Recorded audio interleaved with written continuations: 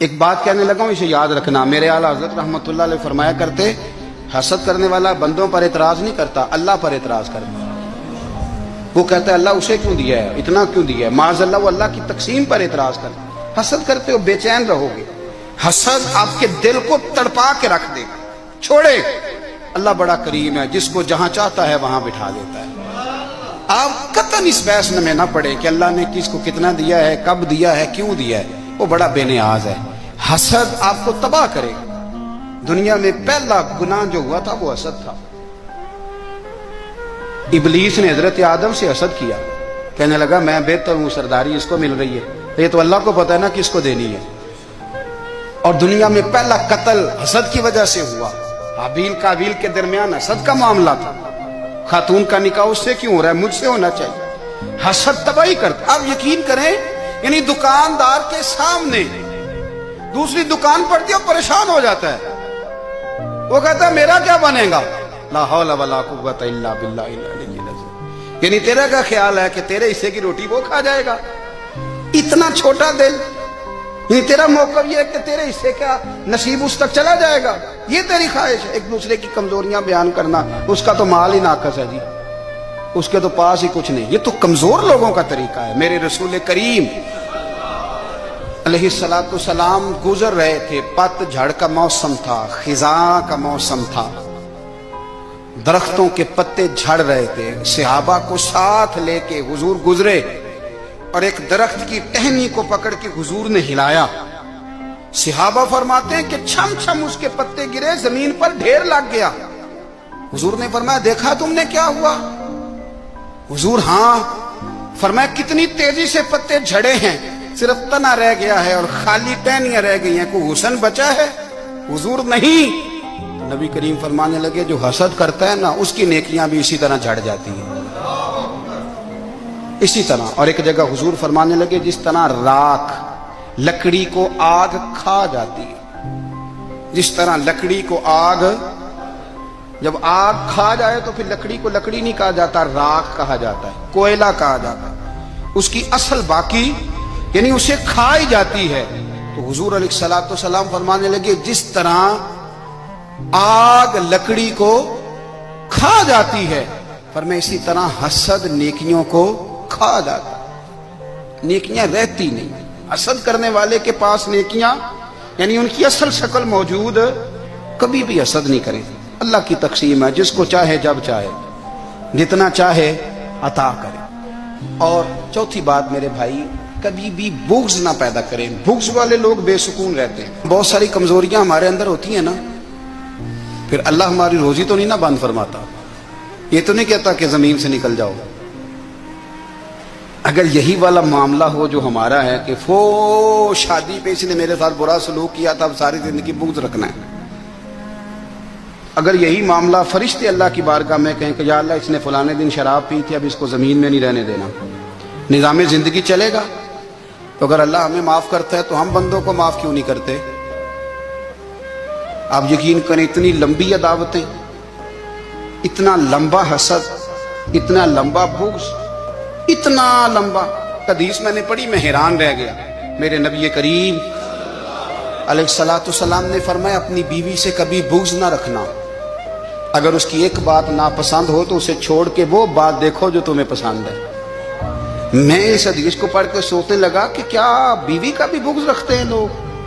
اب حضور نے کہا ہے تو اس کا مطلب ہے لوگ بیوی کا بغض بھی رکھتے ہیں. اب اس پر استدلال کر کے مجھے کہنا پڑے گا کہ سسرال والوں کا بغض بھی رکھتے ہیں. کہنا پڑے گا کہ بھائی کے سسرال والوں سے بھی بغض رکھتے. اس حدیث کی روشنی میں سمجھا کہ لوگ بھابھی کا بغض بھی رکھتے ہیں. بغض، ورنہ عادتیں تو ہماری بھی کئی بری ہوتی ہیں. اگر عادات ایک وجہ بنے اختلاف کی تو عادتیں تو ہماری بھی کئی بری ہیں، لیکن ہم اپنی بری عادتوں سمیت اپنے آپ سے پیار کرتے ہیں. اور سامنے والے کی ایک بھی عادت بری ہو تو اس سے بغض رکھتے ہیں. بغض نہ پیدا کریں. میرے نبی پاک علیہ السلام نے فرمایا کچھ چیزیں تمہارے دین کو مونڈ ڈالیں گی، تباہ کر دیں گی، کاٹ دیں گی. حضور کون سی؟ فرمایا حسد، تکبر اور بغض. یہ تمہارے دین کو تباہ کر دیں. ہم بے چین اس لیے ہیں کہ ہم نے بہت سارے لوگوں کا بغض پالا ہوا ہے، اور ہر فیلڈ میں सियासतदान ने सियासतदान का, ذاتیات پر اتر کے بات کرتے ہیں، معزز ترین لوگ، تاجر نے تاجر کا، الا ماشاءاللہ بعض جگہ پہ اہل علم بھی ایک دوسرے سے عداوت رکھتے ہیں۔ خدا را دل رب کریم کے آنے کا ٹھکانہ ہے، یہ صاف ہوگا تو اس میں رب رسول کے جلوے ہوں گے، اگر اس میں عداوت ہو، اس میں بغض ہو، اس میں کینہ ہو، نفاق ہو، سنیں میرے رسول کریم حضرت ابوبکر صدیق رضی اللہ تعالیٰ عنہ کہتے ہیں میں رو ہی پڑا۔ مکہ فتح ہوا نا تو اکرمہ بن ابو جہل نے پیغام بھیجا کہ میں نا کلمہ پڑھنے کے لیے آ رہا ہوں۔ وہ بات لمبی ہے، میں موضوع پہ رہنا چاہتا ہوں۔ کہتے ہیں جب وہ آنے لگا نا تو نبی پاک نے ہم سب کو بلایا، ہم حاضر خدمت ہوئے تو حضور فرمانے لگے کہ اس کے باپ نے نا بڑا ظلم کیا ہے ہمارے ساتھ، ابو جہل نے بڑا ستایا ہے، بڑی تکلیف دی ہے۔ آپ مجھے بتلائیں کہ وہ ایک دفعہ کسی شادی پہ بحث ہوتی ہے بیوی کے بھائی کے ساتھ، پھر ساری زندگی اس بیچارے کو معافی، وہ 10 دفعہ گھر آتا ہے معافی مانگنے پر سوال ہی نہیں پیدا ہوتا، میں او ہو مجھے ہی کہہ دیا، یعنی پھر میں مجھے ہی کہہ دیا آپ نے اور میری شان میں بے ادبی اور پھر میں معاف کر دوں، توبہ توبہ توبہ، یہ کیسے ہو سکتا ہے؟ میری ناک نیچی ہو جائے گی اور آپ نے مجھے کہہ دیا، سوال ہی نہیں پیدا ہوتا۔ اور یہ رونا میں اکثر ہوتا ہوں کہ شادی والے دن داماد صاحب کا زیادہ دماغ خراب ہوتا ہے، جب چھوٹی سالی کی شادی ہوتی ہے نا اس دن اس کو بخار چڑھتا ہے، کوئی اس کو کان میں کہتا ہے تیری عزت نہیں کر دیں، اس دن اس کا دماغ خراب ہو جاتا ہے، بچے اٹھا کے نکل آتا ہے، وہ بیچارہ سسر منتیں کر رہا ہوتا ہے کہ تیری مہربانی آ جا، یہ عزت کرا رہا ہے۔ تو میں نے کہا احتجاج کر کے جو عزت کرائی جاتی ہے وہ عزت نہیں ہوتی۔ ہاں یہاں مانگ کے عزت لیتے ہیں لوگ، یا احتجاج کی کوئی عزت ہے؟ آپ کے اندر کمالات اتنے ہوں کہ آپ کی عزت کرنے کو دل چاہے، یعنی مزہ آئے، یعنی لطف آئے، یعنی آپ دور بیٹھے ہوں تو کسی کا دل کرے آپ کو اسٹیج پہ بلانے کے لیے۔ یہ کیا بات ہوئی کہ چھائے جانا اور بھاگ کے آگے جانا؟ ان سے نکلیں۔ اکرمہ بن ابو جہل کلمہ پڑھنے کے ارادے سے آ رہے ہیں، حضور علیہ السلام نے صحابہ کو بلایا، کتنی زیادہ عداوت رکھی جا سکتی تھی معاذ اللہ؟ کب سے وہ چلا تھا ظلم کرنے، اور اس کے بعد اس کا بیٹا شروع ہو گیا، کتنی باتیں تھیں جو ناقابل معافی تھیں، پر کریم رسول نے ہمیں بتلایا ہے کہ سکون والی زندگی کہتے کس کو ہے۔ جب سب لوگ جمع ہو گئے تو حضور نے فرمایا بھئی وہ کلمہ پڑھنے آ رہا ہے، اس کے باپ نے ظلم بڑے کیے ہیں، پر میری نصیحت یہ ہے کہ اس کے سامنے اس کے باپ کو برا نہ کہے، خبردار کوئی اس کے سامنے کوئی بات نہ کرے، اب وہ کلمہ پڑھنے آ رہا ہے، مطیع ہو کے آ رہا ہے، بان کے آ رہا ہے۔ کہتے ہیں اللہ کے رسول نے نا کافی دیر تک خطبہ دیا، بریفنگ دی، بات سمجھائی۔ جناب صدیق اکبر کہتے ہیں میں رو پڑا۔ ایک صحابی مجھے کہنے لگے تمہیں کیا ہوا؟ تو میں نے کہا میں مصطفیٰ کی رحمت پہ رو رہا ہوں، دیکھو کن کے لیے حضور گراؤنڈ بنا رہے ہیں، اے دیکھو کن کے لیے حضور تیاری کر رہے ہیں، جنہوں نے ساری زندگی دشمنی کی۔ خدا را یہ اندر سے عداوتیں نکال پھینکو۔ او بھائی اتنا تو لمبا ٹائم ہی کوئی نہیں، اتنا تو وقت ہی کوئی نہیں، اس کو صاف رکھو۔ بندہ کوئی کر بھی گیا تو کوئی حرج نہیں، چنگی مندی سجنا کولوں 100 واری ہو جاندی، یار یاراں دا گلا نہیں کر دے، اصل پریت یار یاراں دا جڑا گلا کردا تے یار نہیں جی ہوندا۔ ہاں پکی بات، پکی پیڑی۔ میرا ایک سنگی مجھے آ کے آنے لگا فلانی جگہ بندہ یہ بات کر رہا تھا، میں کہ تو اوتھے ہی سے سوندا سے تم ہی نال ہی سے، میرا تو سجن بات سن ہی نہیں سکتا۔ چنگی مندی سجنا کولوں 100 واری ہو جاندی، یار یاراں دا گلا نہیں کردے، اصل پریت جنہ دی۔ ہاں جو بندے پھر ہوتے اس طرح کے، ان کے لیے بھی میاں صاحب نے کہا ہے، ان کے لیے بھی میاں صاحب نے کہا ہے، ان کے لیے بھی آپ نے بات ارشاد فرمائی ہے۔ آپ نے فرمایا چنگا ہویا لڑ نیڑیوں چھٹا، کتے عمر نہیں لنگی ساری، بے قدران دی یاری کولوں توبہ لکھ لکھ باری، او چنگا ہویا لڑ نیڑیوں چھٹا، کتے عمر نہیں لنگی ساری۔ جو اس طرح کا تھا نا شکوے کرنے والا، بغض رکھنے والا، فرمایا بے قدران دی یاری کولوں توبہ، یعنی لاکھ تے لاکھ کنے ہو گئے، یعنی 2 لاکھ باری توبہ کی تھی انہوں نے، گنی نہیں جا سکتی جتنی میاں صاحب نے توبہ کر دی۔ بے قدرے دوست، بے قدران دی یاری کولوں توبہ لکھ لکھ باری، چنگا ہویا لڑ نیڑیوں چھٹا، کتے عمر نہیں لنگی ساری۔ تو مہربانی کریں، ایک تو اگر آپ مطمئن رہنا چاہتے ہیں تو کبھی کبھی نا مست ہو کے ذکر الہی کریں، مست ہو۔ وہ والا ذکر نہیں جس میں آپ موبائل بھی دیکھ رہے ہیں اور کہانیاں بھی. میرے سامنے کو بندہ جمعے والے دن یا تقریر کے درمیان تسبیح لے کے بیٹھ جائے تو میں اس سے پوچھتا ہوں تو دو کام ایک ٹائم کیویں پہ کرنا ہے؟ میری بھی بات سن رہے ہو، تسبیح پڑھی تو ممکن ہی نہیں. تسبیح تو تسبیح ہے، جب وہ ہوگی تو پھر کوئی اور کام سوال ہی نہیں پیدا ہو. ایک تو ذکر کرے محو ہو، دوسری بات حقیقت کا سامنا کرے. آپ اگر مطمئن رہنا چاہتے ہیں تو حقیقت پسند بنے. تیسری بات حسد چھوڑ دیں، دوسروں کو ڈسکس کرنا چھوڑ دیں. آپ یہ دیکھیں کہ اللہ نے مجھے کیا کچھ دیا، اس پہ راضی رہیں. حضرت عبداللہ ابن عمر رضی اللہ تعالیٰ عنہ بیمار ہو گئے، شدید علیم تھے، طبیعت مبارک میں کمزوری آ گئی، کچھ کھانے کو دل نہیں کرتا تھا. گھر والے بار بار کہتے کچھ کھا لیجئے کچھ کھا لیجئے، نہیں کھاتے تھے. بالآخر حضرت نافع آپ کے غلام تھے، ان سے کہنے لگے کہیں سے مچھلی مل جائے نا تھوڑی سی تو میں کھاؤں گا. تو کہتے ہیں میں سارے مدینے میں ڈھونڈتا رہا، مچھلی نہ ملی. اگلے دن بھی ڈھونڈی تو نہ ملی، تیسرے دن بھی ڈھونڈی تو نہ ملی. تو فرمانے لگے یار بس چھوٹی سی خواہش ہے، کوئی فرض نہیں ملتی تو رہنے دے. کہتے ہیں چوتھے دن مچھلی مل گئی، میں 1.5 دینار کی مچھلی لا کے حضرت عبداللہ ابن عمر رضی اللہ تعالیٰ عنہ کے سامنے جو مچھلی رکھی تو آپ نے لقمہ روٹی کا توڑا تھا، مچھلی کو لگانے لگے کہ دروازے پہ فقیر نے آ کے آواز دی کچھ کھانے کو دو. تو حضرت عبداللہ ابن عمر نے روک لیا اور ہنسے. کئی دفعہ ہم بھی دیتے ہیں پر ہمارا چہرہ دیکھنے والا ہوتا ہے، اتنے ہم غصے میں ہوتے ہیں دے دیتے ہیں، لیکن جو چھلوٹیں ہوتی ہیں نا چہرے والی وہ گنی نہیں جاتی. ہنسے فرمایا دیکھو میرا اللہ کتنا کریم ہے، وہ مجھے بچانا چاہتا ہے، اٹھا بار دیا جا کے.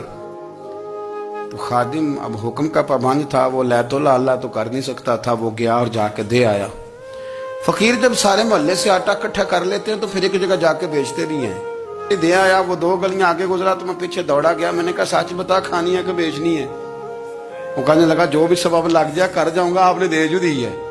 تو کہتے ہیں میں نے اسے کہا کہ یہ 1.5 دینار کی میں نے خریدی تھی، اگر تو 2 دینار کی مجھے بیچ دے تو آج کل مچھلی مدینے میں مل نہیں رہی تو میں اپنے آقا کو دے دوں گا، وہ یہی کھائیں گے، بیمار ہیں. تو کہنے لگا جی بسم اللہ، مجھے کیا اعتراض ہے، 2 دینار مل رہے ہیں، 1.5 کی مچھلی، اور 1.5 کی بھی کسی نے نہیں خریدنی تھی، اب تو پک گئی.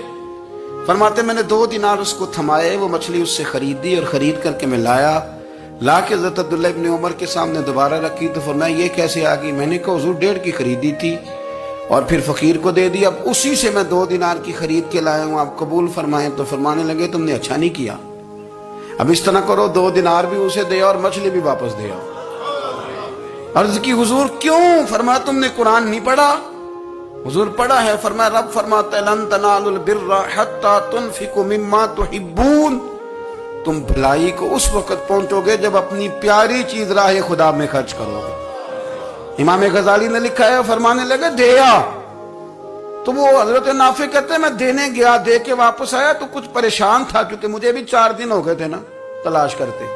تھوڑی طبیعت میں مایوسی تھی، کتنی محنت سے میں نے لایا اور آپ نے واپس کر دی. تو حضرت عبداللہ ابن عمر نے مجھے قریب بٹھایا، پھر مجھے تھپکی دی. فرمانے لگے پتر میں نے ویسے بھی کبھی جھوٹ نہیں بولا اور آج کل تو میں ویسے ہی بیمار ہوں، ٹائم ہی نہیں، وقت ہی نہیں، موقع ہی نہیں جھوٹ بولنے کا. میں تجھے سچ بتاؤں، مجھے مچھلی کھا کے اتنا سکون نہیں ہونا تھا جتنی اللہ کے راستے میں خیرات کھا کے مجھے سکون ہوا. تو تجھے تو میری راحت سے غرض ہے نا کہ مجھے راحت کیسے ہوتی ہے، تو مجھے سکون ملا ہے، راہ خدا میں دے. میں نفسانی خواہش پوری کر لیتا تو یہ میرا نفس کل پھر مجھ سے مچھلی مانگتا، پرسوں کہتا نہیں چھوٹے گوشت کی یخنی بھی چاہیے. ہم لوگ الجھ گئے ہیں، بہت بڑے قیدی ہیں اپنے آپ کے، بڑے قیدی، سارا دن اپنی خواہشات کی تکمیل میں بھاگے رہتے ہیں. بڑے بڑے سونے نوجوان، میں ان پہ تنقید نہیں کرتا، مجھے ان پہ ترس آتا ہے. جب میں رات کے اندھیروں میں انہیں ٹیلی فون لے کے چوکوں میں کھڑے دیکھتا ہوں تو مجھے رحم آتا ہے. میں کہتا ہوں دیکھو نفس کی خواہش کے پیچھے یہ کیا مثلاً آخر کیا ہے اس میں؟ ایک عورت کے پیچھے تباہ کر لیا اپنے آپ کو، یعنی زیادہ سے یہ کوئی مقصود ہے، یہ کوئی مقصد حیات ہے جس کو مقصد بنا لیا ہے؟ میرے عزیز بات کو سمجھ لیں، اتنا خوبصورت آدمی ہے اور اتنا اس کا اونچا قد کاٹ ہے، اور کیا کس کے پیچھے یہ بھاگا ہوا ہے؟ بڑا سمجھدار، دانشور، عقل مند آدمی، ذی روح بندہ، لیکن اس کا سٹیٹس آپ یہ ملاحظہ کریں کہ وہ 20-40 ہزار کی خاطر جھوٹ بولتا ہے، دھوکہ دیتا ہے. فریب اور فراڈ کرتا ہے. ہم اپنی نفسانی خواہشات کے پیچھے اس طرح بھاگتے ہیں کہ ہم اصل سے رہ جاتے ہیں. میری باتوں کی سمجھ آ رہی ہے آپ حضرات؟ تھوڑا تھوڑا کر کے ایک ایک کر کے ان کی باتیں کم مانیں. وہ ضروری تو نہیں نا کہ سویرے ناشتہ بازار سے اپنی مرضی کا تگڑا کیا ہے, بازار سے لا کے پوڑیاں چنے بہترین کھائے, اور پوڑیاں چنے ابھی کھائے نہیں, شاپر میں ڈالے ہوئے ہیں, اور وہ لے کے ابھی آ رہا ہے, تو ساتھ ہی رستے سے گوشت بھی چھوٹا اچھا لگا تو 2 کلو وہ بھی لے آئے کہ پوڑیاں چنے کھاؤں گا اور دوپہر کے لیے گوشت پکاؤں گا. وہ پہلے یہ تو کھا لے صاحب, اس سے تو نجات پا لے. یہ پتہ نہیں ہضم ہوتا ہے کہ کچھ اور کرتا ہے تیرے ساتھ, لیکن وہ گوشت بھی ساتھ لے آیا. یعنی ٹیبل پہ, ناشتے کے ٹیبل پہ بیٹھ کے فیصلہ ہو رہا ہوتا ہے کہ ہم نے کیا کھانا ہے, ہم نے کدھر جانا ہے. سمجھو, یاد رکھو, باتوں کو سمجھو اور غور کرو. یہ تھوڑا تھوڑا کر کے جب ہم چھٹکارا حاصل کرنے کی کوشش کریں گے نا, چھٹکارا حاصل کرنے کی, کئی جگہ سے, کسی جگہ سے اگر آپ کو تنبیہ ہوتی ہے نا, تنبیہ, اس میں بھی بڑا مزہ آتا ہے. اس میں بڑا, ہمارے ایک بزرگ تھے, تو ایک دن نا میں گیا تو کہنے لگے الحمدللہ آج میں بڑے سکون میں ہوں. میں نے کہا جی وہ کیا ہوا؟ کہنے لگے میں اپنے آپ کو بڑا پیر صاحب سمجھنے لگ گیا تھا. تو ایک وابڈا کے کسی آدمی سے کام تھا, تو میرے ایک دوست نے مجھے کہا کہ پیر صاحب اس کو ٹیلی فون کر دیں, سنا ہے آپ کا عقیدت مند ہے. میں نے اس بندے کو ٹیلی فون کیا تو کہتا پیر صاحب میں عزت آپ کی بڑی کرتا ہوں پر یہ کام نہیں ہو سکتا. کہتے ہیں جب اس نے مجھے کہا نا تو کچھ بھی نہیں, تو مجھے بڑا مزہ آیا, ورنہ میرا تو نفس پھول گیا تھا. میں تو سمجھتا تھا کہ جو میں کہتا ہوں ویسے ہی ہو جاتا ہے. کہتے اس نے تھوڑا سا نا مجھے لیول میں کیا ہے, مجھے مزہ آیا. یہ لوگ نا اپنے اوپر بوجھ ڈالتے تھے, یہ تھوڑا تھوڑا پیچھے ہٹتے تھے, یہ سمجھتے تھے کہ اس طرح تو ہماری تکمیل رہ جائے گی. صبح سے شام تک اگر اسی نفس کی باتیں مانتے رہیں گے تو خرابی کرے گا. دولت کا نشہ ہے بھائی, دولت کٹھی کرنے والا کسی جگہ سیر نہیں ہوتا. حسن کا نشہ ہے, حسن کا نشہ ہے. حضرت ابو بکر شبلی رحمت اللہ علیہ فرمایا کرتے تھے جو تیری بیٹی کو خوبصورت سمجھ کے اس کے ساتھ نکاح کرنا چاہے اسے بیٹی نہ دینا. حضرت جی کیوں؟ فرمایا حسن تو تھوڑے دن کے بعد ختم ہو جائے گا, پھر وہ اس کی قدر نہیں کرے گا, وہ تو کہیں اور منہ مارتا پھرے گا. حضرت ابو بکر شبلی رحمت اللہ تعالی علیہ کی بیٹی خوبصورت تھی. ایک نوجوان کہنے لگا میرا نکاح کر دیں. آپ فرمانے لگے پتر تو 1 مہینے کے بعد آنا, کر دوں گا. بڑی موٹی تازی خوبصورت صاحبزادی. تو حضرت نے اسے دوائی کھلائی, اسے پخانے لگ گئے. جو پخانہ کرتی ایک مٹکے میں سنبھال دیتے. تھوڑا وقت گزرا تو وہ ہڈیوں کا پنجر بن گئی. مہینے بھر میں دست اتنے آئے کہ کمزور ہو گئی. تو ابو بکر شبلی 1 مہینے کے بعد نوجوان کو بلایا, فرمایا ادھر آ تیرا نکاح کروں. بچی دکھائی تو وہ کمزور بستر پہ پڑی. فرمایا شادی کر. کہنے لگا اس سے نہیں میں نے کرنی. فرمایا یہ وہی ہے؟ کہنے لگا جی نہیں. فرمایا تو کہتا تھا مجھے عشق ہے, کدھر گیا تیرا عشق؟ کہنے لگا حضرت صاحب آپ کیسی بات کر رہے ہیں. فرمایا ادھر آ. پھر وہ مٹکا جس میں گند رکھا تھا وہاں لے گئے. فرمانے لگے تیرا اس کے ساتھ عشق تھا, یہ ہے تیرا عشق. فرمایا اسے تو میں 4 دن روٹی کھلاؤں گا پھر تندرست ہو جائے گی, لیکن میں دیکھنا چاہتا تھا کہ تو میری بیٹی سے پیار کرتا ہے یا اس کے چہرے پہ آنے والی کچھ وقت کے لیے سرخی سے پیار کرتا ہے, اس لالی سے پیار کرتا ہے جو جوانی کے وقت بچوں اور بچیوں پہ آتی ہے. کس چیز کے دل دادا؟ یعنی کیا مطلب؟ نفس کی غلامی, سراسر غلامی. اور پلٹ پلٹ کے اور بڑے بڑے سیانے بندے چھوٹی سی خواہش کے لیے. بڑا سمجھدار آدمی, بڑا سیانا بندہ. میں ایک بڑے بزرگ عالم تھے, میں ایک دفعہ ملنے گا تو پائے پکا رہے تھے, خود پائے پکا رہے تھے. تو وہ بڑے پیار کی بات ہوتی ہے نا جی. تو تامت باندھی ہوئی اور بڑی جناب خستہ حالی, اور وہ پائے پکا رہے ہیں. تو میں نے ان سے کہا, میں نے کہا حضرت جی پائے تو کسی اور نے بھی پکا لینے تھے, آپ بخاری لے کے بیٹھتے, چلو میری طرح کا کوئی بندہ آپ سے استفادہ بھی کر لیتا. اب پائے آپ لائیں گے, پھر پکائیں گے, پھر آپ کھائیں گے, تو یہ تو 24 گھنٹے آپ کسی کام میں گزر جائیں گے. تو یہ ایک چھوٹی سی خواہش کے لیے. میں کسی چیز کو حرام نہیں کہہ رہا, قرآن پاک کی جو آیت پڑھی ہے صرف اس کی تفسیر آپ کے سامنے عرض کر رہا ہوں. ہماری خواہشات ماں پالتی ہے, آپ کو نہیں پتا کتنے دکھ سہتی ہے. میں ان ماؤں کو جانتا ہوں جو بیٹے کے حصوں کی مار بھی اس کے ابے سے کھاتی ہیں, مار کھاتی ہیں وہ. ایک خاتون ایک کان سے سنتا نہیں, میرے پاس ایک دفعہ آئی, کہنے لگی 60 لگ گئی سی, کوئی دعا کر دیں. کہ آپ کو وظیفہ پر ڈاکٹر کہتے ہیں ٹھیک نہیں ہو سکتے. میں نے کہا باجی صحیح بتاؤ مسئلہ کیا ہے؟ کہنے نہیں کچھ بھی نہیں, مسئلہ کیا ہونا ہے, पुत्र गलत निकल आया है, उसका बाप रोज मारता है, मैं आ भी गई हूँ तो उसने एक थप्पड़ मेरे कान पे मार दिया, तो पर्दा फट गया। माँ मार खाती हैं, लेकिन वो पुत्र जिसको बड़ी मेहनत से पाला है वो जवान होता है तो अम्मा से कहता है तुझे छोड़ देना है, पर जिस लड़की से मेरा टेलीफोन पे रहा है उसे नहीं मैंने छोड़ना, वो नहीं छोड़ सकती। हर शय कुचल जाता है वो। अम्मा कभी लेट के रात को सोचती है कि ये तो मेरी कुल कमाई थी, मैं तो आज भी इसके हिस्से के थप्पड़ अपनी गालों पे बर्दाश्त कर रही हूँ, तो ये किधर गया। अर्दशीर नाम का बादशाह था। हजरत मुहद्दिस इब्नुल जौजी आज से कुछ 700 साल पहले लिखते हैं। अर्दशीर बादशाह बड़ा खूबसूरत था, जवान था, बड़ा अक्लमंद था। उसने इस तरह के करीब करीब की सारी रियासतों पे कब्जा कर लिया। बड़ा अक्लमंद जीरक था, कब्जा हो गया। एक बादशाह बड़ा सख्त था, उसके साथ जब पंजा आजमाई हुई तो अर्दशीर कहता है उस पर मेरा कब्जा नहीं हो रहा था, और जब हमने सारी रियासतों ने मिलकर उस पर हमला किया तो एक किले के अंदर किला बंद हो गया। अर्दशीर बड़ा खूबसूरत आदमी था, बड़ा समझदार था, तो वो बादशाह किला बंद हो गया, उसने कहा निकलना ही नहीं। अब वो अंदर बंद है, यक बार की हमला किया तो वो बड़ा बड़ा किला था उसमें बंद हो गया। उस बादशाह की ना जिस पर हमला किया, उसकी बेटी अचानक एक दिन किले की दीवार पे चढ़ी तो अर्दशीर के हुस्न और जमाल को देखा तो आशिक हो गई, और अपने ही बाप के खिलाफ उसे कहने लगी कि अगर तू मेरे साथ शादी का वादा करे ना तो मैं तुझे रास्ता बताती हूँ हमला करने का। उसने कहा मेरा वादा रहा, तो रास्ता बता। उसने रास्ता बताया उस लड़की ने, और बादशाह ने हमला किया तो उसका बाप कत्ल किया, उस इलाके पे कब्जा किया शादी के वादे पर। हाँ हाँ, नफसानी ख्वाहिश बंदे को अंधा कर देती, नहीं समझ आती उसको मैं किधर जाना, अंधा कर देती। हमला किया, और जब उस लड़की को लेके आया ना अपने महल में, तो पहले दिन शादी की पहली रात थी, तो बिस्तर बिछाया कनीज ने, तो वो कभी करवट उधर बदलती कभी उधर बदलती, तो बादशाह कहने लगा क्या है, कहने लगी बिस्तर में कुछ है, मुझे तकलीफ दे रही। उसने चिराग जलाए और जब बिस्तर उठाया तो एक इतना सा धागा निकला। धागे से अमूमन तकलीफ नहीं होती, तो उसने कहा तो इतनी नरमो नाजुक है कि धागा।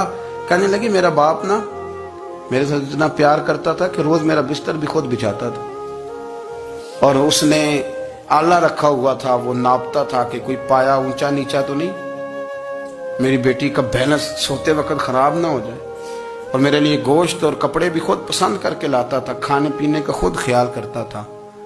अर्दशीर कहने लगा अच्छा वो इतना प्यार करता था, और फिर तूने उसके साथ क्या किया। कहने लगा बुलाओ कनीजों को बुलाया, फरमाया इसको उठाओ और जल्लाद के पास ले जाओ, उसे कहो कि इसके बाल एक घोड़े के साथ बांधे, पैर दूसरे घोड़े के साथ बांधे, और एक घोड़ा इधर भगा दे, किधर भगा दे। ये जिसके बाप ने इतना प्यार किया, ये नफ्स की इतनी गुलाम है कि उसकी वफादार नहीं रही तो मेरी वफादार कैसे बनेगी। इसने इतने नाजों से पाला कि धागा इसे बर्दाश्त नहीं। ओ यारो याद रखो, अगर नफ्स की गुलामी करो, बड़े बड़े वफादारों को छोड़ के गुलामी करो, तो फिर कहो वफादार मिल जाए। कोई बोल हवा लड़ा ना बोल बैठी, उनके खसम नाराज बड़बोलियां दे, कां सिर खाए ते बुलबुल ठंड पाए। बड़े फर्क नहीं सजना बोलियां दे, जड़ियां खसमां दी विच रजा वसन, भाग जाग जांदे उन्हां गोलियां दे। आप उदलियां नू सरदार पैन तक्के, ते शर्मा वालियां नू झूठे डोलियां दे। अपने नफ्स के पीछे चलोगे तो ये तबाही है। जब हमने किसी से वफा नहीं की तो ये क्या उम्मीद हुई कि दुनिया हमसे वफा करेगी। अल्लाह रसूल की मर्जी के मुताबिक उसूल पसंद जिंदगी बनाए, एक एक करके अपनी ख्वाहिशात से पीछे हटे, थोड़े पे गुजारा करना सीखें, अपने नफ्स को समझाएं। जरूरी नहीं कि रोटी हर वक्त मजे के लिए खाई जाए, कभी कमर सीधी करने के लिए खुश्क रोटी भी खा के देखो, कभी सादा खाना उस पे भी इक्तिफा करो, कभी थोड़ा खर के अच्छे तरीके से सादे कमरे में भी अल्लाह को याद करके देखो। नफ्स के पीछे ना भागिएगा, तबाही करेगा।